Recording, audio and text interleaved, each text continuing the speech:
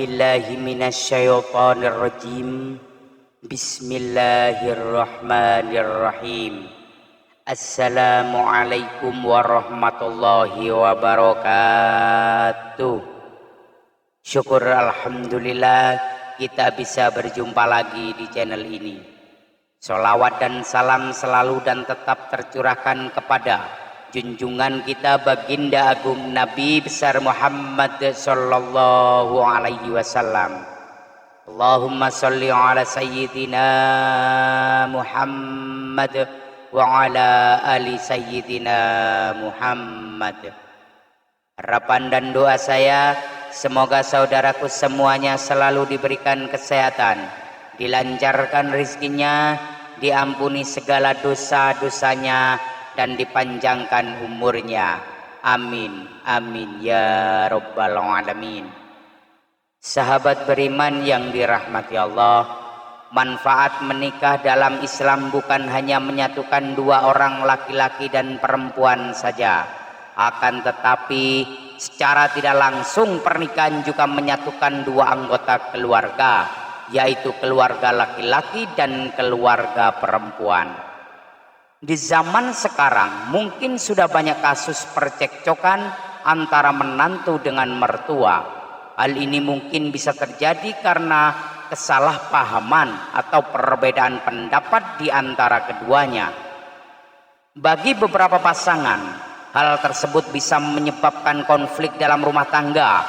Bahkan yang lebih parah, hubungan yang kurang baik antara mertua dan menantu bisa berdampak pada keretakan dalam rumah tangga seseorang.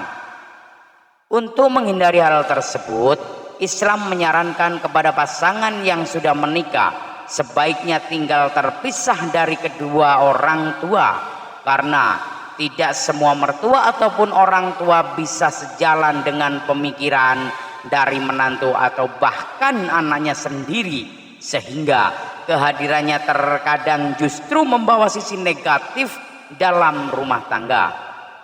Hal ini beberapa dosa besar yang dilakukan mertua kepada menantunya. Yang pertama adalah menuntut menantu harus sesuai dengan keinginannya. Kita semua tahu setiap manusia pasti dibekali dengan kelebihan dan kekurangan. Masing-masing ada yang pandai dalam hal memasak tapi kurang pandai dalam hal mengurus anak. Ada yang pandai mencari rezeki tapi kurang pandai dalam mendidik dan lain sebagainya. Oleh karena itu sebaiknya para mertua juga menyadari akan kelebihan dan kekurangan dari menantunya dan tidak perlu memaksakan kehendak sesuai dengan apa yang diinginkan. Apabila ada seorang mertua yang menuntut menantunya harus sesuai dengan keinginannya, maka hal tersebut sangatlah tidak dibenarkan dalam ajaran agama Islam. Bahkan bisa memicu pertengkaran antara mertua dengan menantu, yang ujung-ujungnya hanya akan mendapatkan dosa besar. Pesan untuk para mertua dalam hal ini, daripada hanya bisa menuntut, alangkah lebih baiknya jika para mertua mendoakan yang terbaik untuk anak dan menantunya supaya tercipta keluarga yang sakinah, mawaddah, warahmah. Lalu yang kedua adalah ikut campur urusan rumah tangga menantu. Entah sadar atau tanpa disadari, mertua sering ikut campur dalam urusan rumah tangga daripada menantunya. Padahal mencampuri urusan rumah tangga menantu merupakan hal yang tidak dibenarkan dalam syariat agama. Apabila seorang anak sudah menikah dan memiliki keluarga sendiri, maka tugas sebagai orang tua dalam hal ini sudah selesai, sehingga seorang mertua tidak diperkenankan mencampuri apa yang menjadi urusan dari keluarga menantu, kecuali jika seorang anak atau menantu meminta pendapatnya. Oleh sebab itu, apabila sudah menjadi mertua, hendaknya hindari sebisa mungkin mencampuri urusan keluarga anak dan menantunya. Boleh-boleh saja mengawasi atau mengarahkan, akan tetapi seperlunya saja dan tidak perlu berlebihan.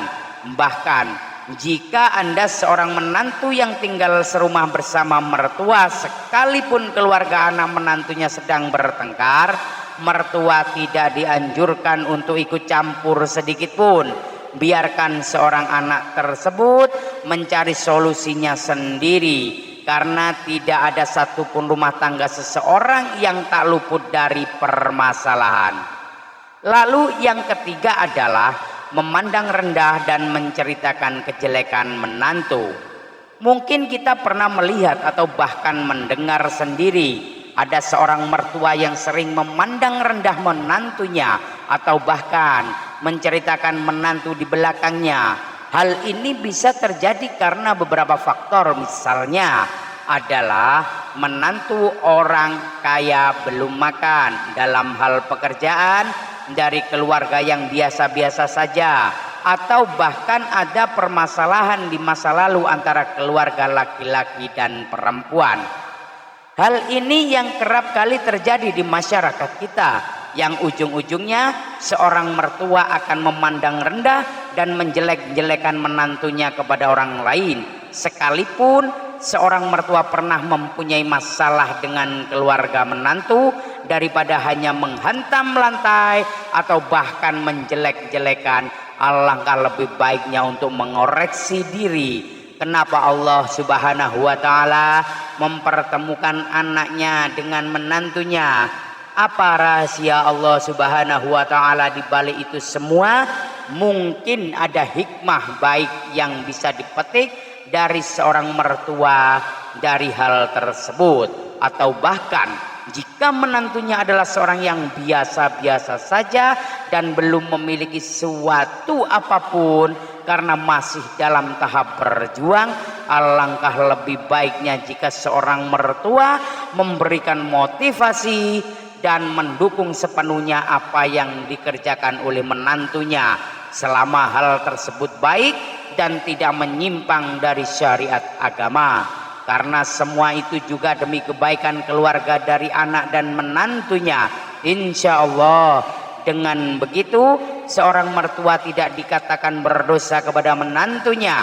Pesan untuk para mertua dalam hal ini adalah sebaiknya hindari ketiga dosa besar tersebut dan membiarkan anak maupun menantunya memilih jalannya sendiri. Sekalipun seorang menantu masih tinggal serumah dengan mertua, insya Allah dengan begitu akan tercipta satu keluarga besar yang harmonis.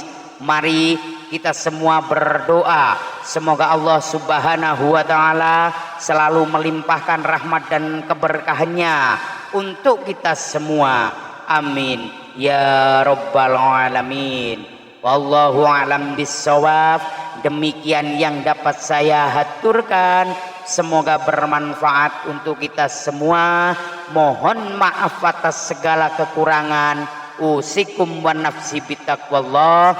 Assalamualaikum warahmatullahi wabarakatuh.